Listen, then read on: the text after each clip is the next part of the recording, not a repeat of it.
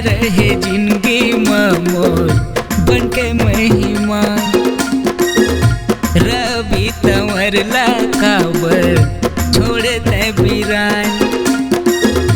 आए रहे जिंदगी मोर बनके मेहमान।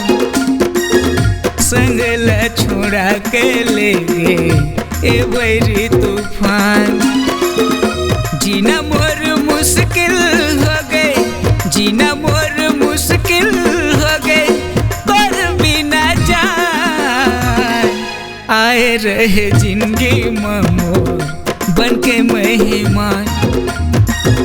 रवि तंवर ला काबर छोड़ते वीरान।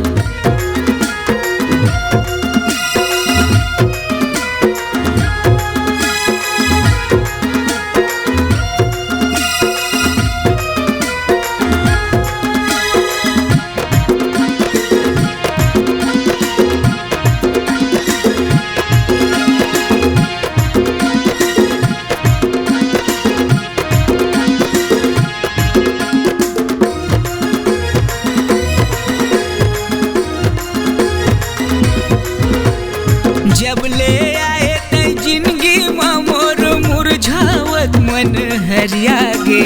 छोड़ के गए मोर संगला रानी कारी घटकस करिया गे।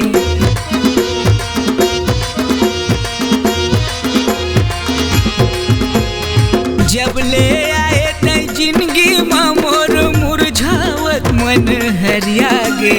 छोड़ के गए मोर संगला रानी कारी घटकस करिया गे। छोड़ के गए ते संगला रानी कारी घटकस करिया गे। जीना मोर मुश्किल हो गए, जीना मोर मुश्किल हो गए पर बिना जान। आए रहे जिंदगी मोर बनके मेहमान।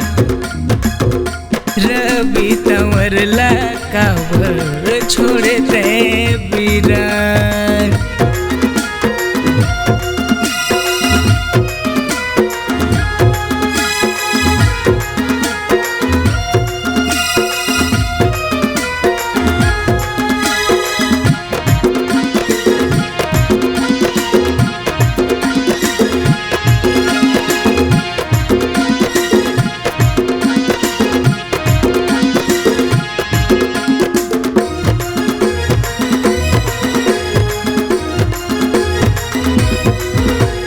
मन हदर थे दिल कदर थे भावे नहीं बोली बनाओ।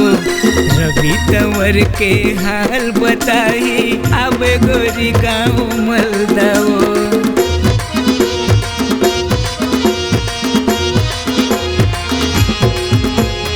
मन हदर थे दिल कदर थे भावे नहीं बोली बनाओ।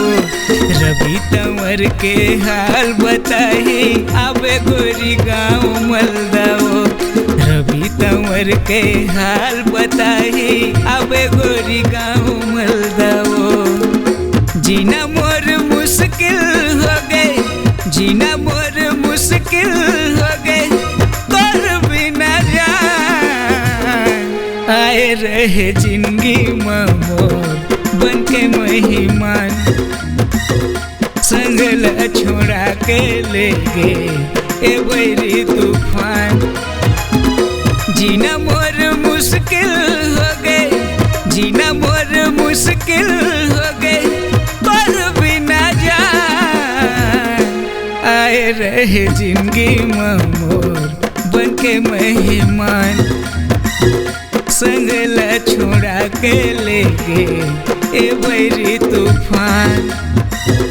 संगला छोड़ा के ले गए ए बैरी तूफान। संगला छोड़ा के ले गए ए बैरी तूफान। संगला छोड़ा के ले गए